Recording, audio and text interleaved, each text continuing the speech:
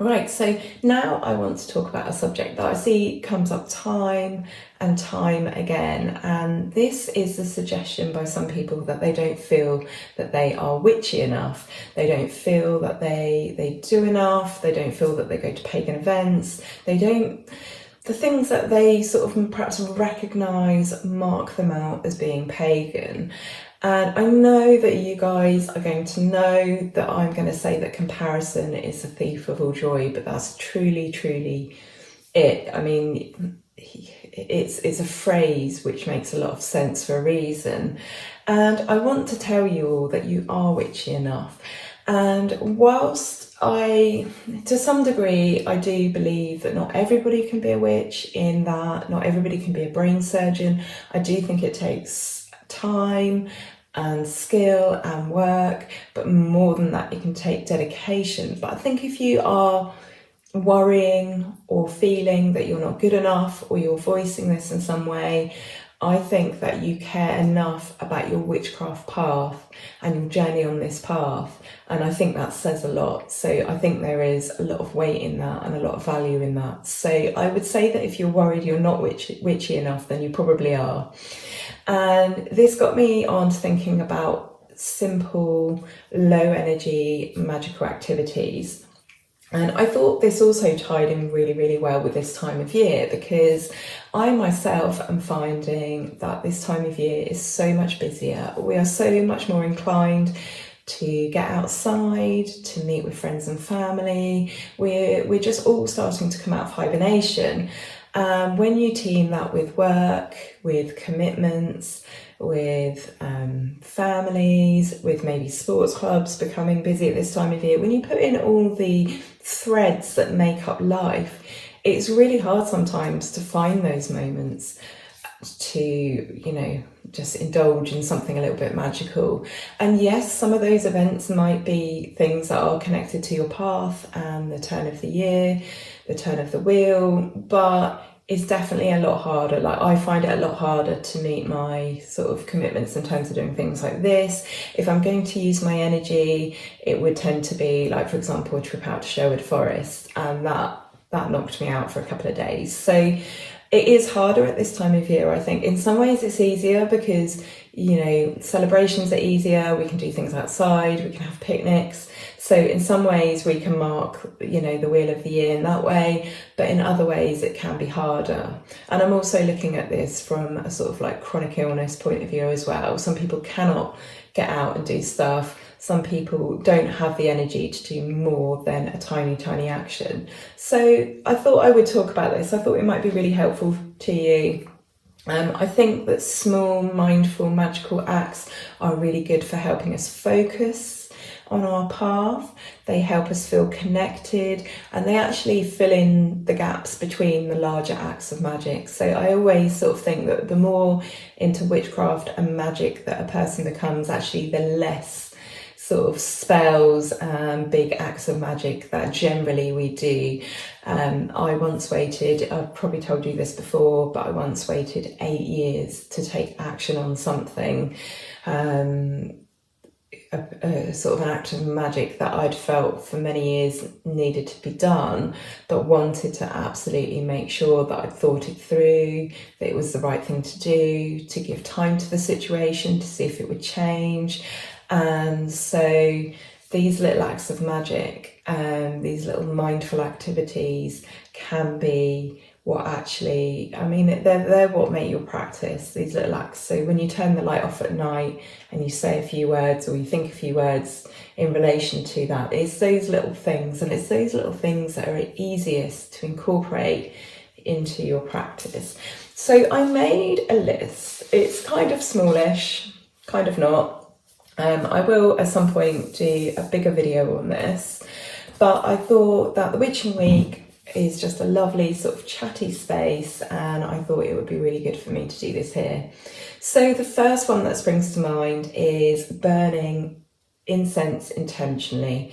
So you could pick a fragrance that is associated to an intention you want to set. So you might be thinking about healing, for example, or prosperity. So the first step is find some incense that has a magical correspondence that corresponds with what your idea is, what your intention is. And you can light that incense. I'm just going to pick mine up here. You can light that incense and obviously make your intention whilst you do. Obviously you blow the incense out once you've lit it so that it burns, so that you can incorporate into your sort of little incense routine, and then you can watch the smoke carry your ideas and your intentions off into the ether. So that is such a small action that I think that anyone can do. You know, even if you're bedbound, you're in a wheelchair, you've got 2 minutes of time, that is something that you can do really, really quickly. But you can just take that moment out, really think about what you're doing, really feel it, really see it. But all in all, that is going to take you seconds. I mean, you would struggle to spend a whole minute doing that. So that's a really nice idea, as is lighting a candle. Candlelight's always special. It just gives us a really lovely atmosphere. Again, we can build our intentions into the lighting and the putting out of the candle. We can choose a colour, we can inscribe the candle, we can turn a simple lighting a candle into a candle magic ritual. But again, you can spend as long or really as little as you like on this particular activity. And a lot of these you can join together. So tiny mindful magical acts that you can do all at once and are going to really make you feel connected to your path. So you could read a witchcraft book. So have a book on hand. You might be reading another book, you might be reading a fictional book, but have a witchcraft book on hand. And if you ever feel like you need to just take 10 minutes out, read a witchcraft book. You're resting and studying at the same time.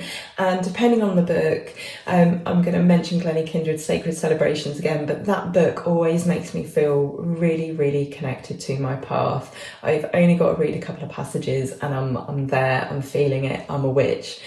You could write some poetry, and I like to think of taking all actions and linking them back to the seasons. That's how I feel most connected to my path. So I was talking about this with someone the other day. She'll be watching, hello, and she was saying that she doesn't feel witchy enough, and this is partly what prompted me to decide to talk about this topic today. And she had been to a May Day celebration, and for me, that's such a pagan, such a witchy thing to do. You know, it is marking, honouring, observing the wheel of the year, the turn of the year, and that date in the year, as people have done for many generations.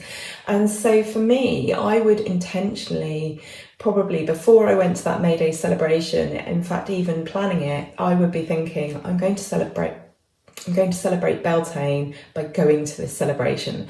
And I like to, like I said, link everything back to the seasons, because there's always something happening related to the seasons. There's always a celebration of some kind. There's always some sort of activity. Yes, they have become largely commercialized, but you can put your own spin on things. You can plan things. You can do them in the way that you want to do them. So when Samhain comes along, you don't have to go to a Halloween party at the local village hall. You can simply create your own Halloween party or your own Halloween or Samhain traditions. So, but just linking things back to the wheel of the year. I mean, not everybody's going to feel connected in that way, but it makes a lot of sense. Obviously, we've spoken before about the fact that you don't have to celebrate the wheel of the year.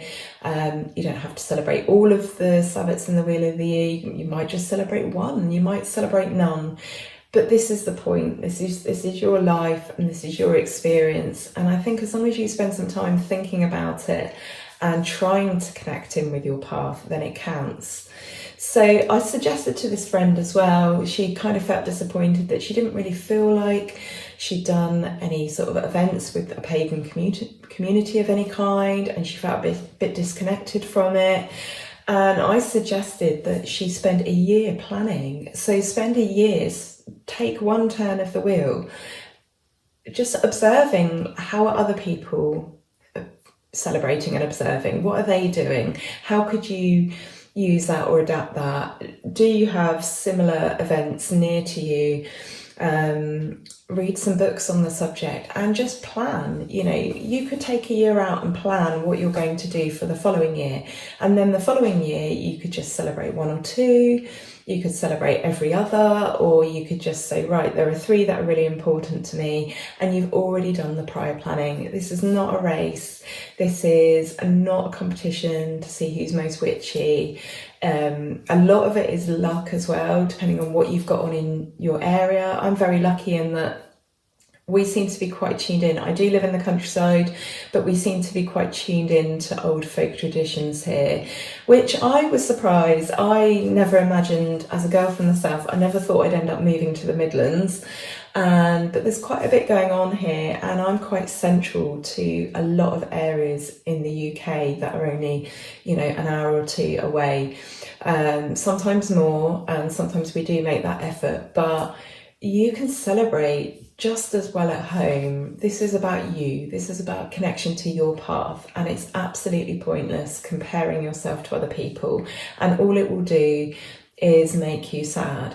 So in the moments perhaps where you haven't got much time, or you're not feeling that well, or you're tired, or you just want to do something quickly to kind of connect in with your path and perhaps connecting with your path a bit more, you could spend that time making magical plans. So, there's nothing wrong if you get to a Sabbath and, you just read a little book, or you make plans for that Sabbath next year, or make, we're approaching the summer solstice. So at Beltane, you might have been thinking about that instead. There's nothing wrong with that. There's no right or wrong. And we have to remember that life is a real thing. So behind the scenes, from the cemetery witch, there are 3 children. There is an old crumbling house that's really expensive to maintain. There are other members of the family. There's friends to see. There are cars to have MOT'd and serviced.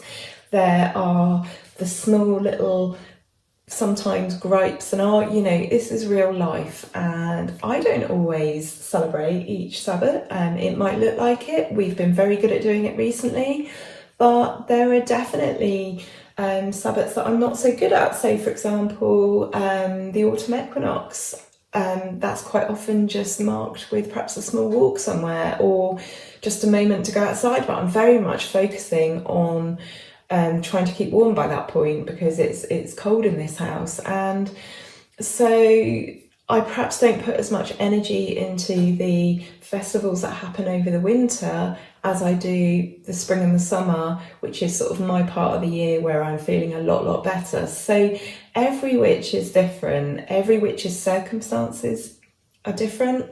Where you live will have an impact, and what your own personal likes and dislikes and how you like to do things. So other things that you can do, you could listen to some witchy or inspiring music. So again, you could team this with candles and lighting some incense intentionally, and reading. You can put all those things together, and that would be a really lovely way to connect in with your path. Check out Dave the Bard. I'm going to put his name, lots of people call him Dan. It's Dave, as in like Neve is spelled MH. He's actually going to be headlining at Witchfest Midlands on the 27th of May. So if you're in the Midlands area, check that out. As far as I'm aware, there are still tickets available. So he's a lovely guy, and he creates some incredible music, and he also does these what he calls house concerts over on his Facebook page, so go and check him out. He started those during the pandemic, during lockdown, and again, that is just a fabulous way of celebrating life. He does these house concerts. They're free. He plays pagan music that he's written, and he streams this live from his house and you can watch online for free. So again, really, really lovely. You could call pagan activity, which just takes little to no energy and effort and would really help sort of support someone in the pagan community. Talking of being online, you could do witchy online shopping. So perhaps you might not be up to doing a ritual, or you haven't got time for one at the moment, but maybe you've planned one in a previous 10 minutes that you've had free, and now you're going to do the shopping to buy the bits and bobs for that. You might want to find a nice witchy dress. Okay, you might not get to go anywhere. When I'm going through these, again, this isn't just about chronic illness. This is about just being busy, just having stuff on. But obviously I'm thinking in that sort of respect. But even if you don't get to go out very often, you're feeling unwell most of the time, do it in a fabulous witchy dress. Why not? Why not? Be comfy, be elegant, be witchy. Just be fabulous. You could update your grimoire. Loads of us, I'm sure, collect scrappy bits of paper where we've written notes down, or you've scribbled a dream down that we had, or something we've seen or heard, or a book. Compile that stuff, get it organised. You can sit at a table or sit on the sofa and use barely energy or time at all. Even if you just do 5 minutes here and there, before you rush out the door to work, or maybe take it to work and do things on your lunch break. I used to do that all the time. I used to do all sorts of stuff on my hour's lunch break at work, because it just seemed like not a waste of time, because obviously it was a break, but it was like a whole hour in my whole day. And so I used to take stuff into work and do stuff at lunchtime. You could organise, clean, decorate your altar. If you haven't got one, you could think about setting one up. You don't have to have one, or you could just make notes on how you're going to organise it or clean it or decorate it for another period of time that you're going to earmark for yourself before another Sabbath. You could write a letter to a witchy friend. You could find a pen pal, or just send a letter to someone and talk about the things that you've been doing. And if you have celebrated something recently, or you might not necessarily want to tell them about any magic you've done, but for example, we went to Glastonbury for Beltane, so I could write a letter to someone, tell them about it. It's just about connecting in with those thoughts and feelings, and putting some energy and attention perhaps on the things that you have done, and it will just remind you that you are enough, you are witchy enough. You could bake something seasonal. Failing that, if you can't find a seasonal recipe, or there's nothing you want to bake, you just make something witchy. Like, I made some cakes with some little hats on. Okay, that was around Samhain, but I made those for my friend, and we were going to visit her, so that just really was loads of fun. Look out the window and daydream. Allow yourself to just slip into a meditative state or a trance. Go wandering, or just observe what's happening. We've got starlings nesting at the moment, so as I sit here in the kitchen, I can see them going backwards and forwards past the window. I can see the colour of the trees. I've noticed how that's changed in the last few weeks. We've got like an ornamental apple. It makes these weird apples, but you can't eat them. They're like rock hard. And that has gone from a bright pink to like a dark sort of rusty colour. The leaves have gone rusty. So as I'm making this video even, and I've glanced out to sort of illustrate that point, I am now seeing the change in the leaves that I hadn't necessarily noticed. So there are so many things you could do. You could create a sigil. Sigils are highly, highly powerful bits of magic. Bits is the wrong word, but very personal. So when you see these books, I'm going to do a video on sigils. When you see these books that have lots of sigils in them, they're not really sigils, they are symbols. A sigil is something that you create. It's personal, it's private, and they can be very, very powerful, and that takes no effort whatsoever. I could sit here and create a sigil. All you need is a pen and a piece of paper and your imagination and an intention, a goal.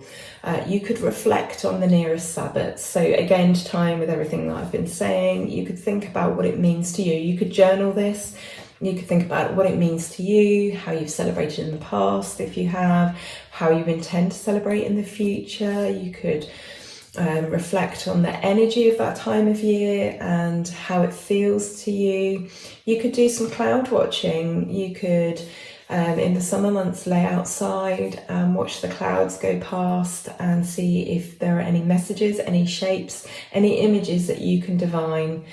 Go out and connect with the moon, you know, on an evening. Again, easier in the winter because it gets darker earlier. So this could be an autumn-winter activity for you if getting outside is difficult, or you're busy going to work and back from work. Take 5 minutes at the end of the day before you go in the house and just look up and connect with the moon. And I like to think that when I look up at the moon, I used to think this when my husband and I lived apart before we moved in together, and I used to think that when I looked up and saw the moon, I knew there was another person on the earth that would gaze up at the moon that I was connected to. And you can think, you know, humans everywhere stand on this beautiful earth and they look up at the moon, and you can feel that connection, that community. And you can just do that for 2 minutes, 1 minute, 30 seconds even. Sit in a window inside and just gaze at the moon and just soak up those rays. So there are so many ways here that you can connect in with your witchcraft path, your magical practice, and it's these little actions that make up a magical practice. So when I turn the light off at night and I go upstairs, there are some words that I say about protecting, this house. May this house be protected and the people that dwell within it. And so it's little things like that. Just design them, just write them yourself. There are no rights and wrongs. You don't need to look to other witches for approval. Yes, you might want to do that to get ideas, but your actions and your intentions are valid. You are valid. You are enough. You are witchy enough. And like I said before, if you spend time and energy worrying that you're not witchy enough, then I would suggest that you are, because you clearly care a lot about your path and want to be connected to it. It's important to you, and that says an awful lot. So I'm going to leave it there. Obviously I rambled on a bit there, but you get the idea. I hope that this has enthused you and you feel a bit more optimistic and enthusiastic about yourself and your witchcraft path, especially if you're starting out. And just take it from me, someone who's been on this path a very long time, sometimes I will go a week and don't do anything, and the bigger acts of magic are far and sort of few between. Obviously, there are rituals that you can do to celebrate the turn of the wheel. They're a bit different, but in terms of performing magic, doing spells, they don't happen as often as you might think, and I would suggest the same for anyone that you see on Instagram. And if people are casting spells every 2 minutes, and that's okay. I'm not saying there's anything wrong with that, but we tackle the mundane first. We allow things to play out. We take action only when it's really, really needed, because every time you cast a spell, you are using energy from the universe, and there needs to be a balance, and we need to replace that energy, and we have to think, how are we going to do that? So I'm going to leave it there as my little talk for today.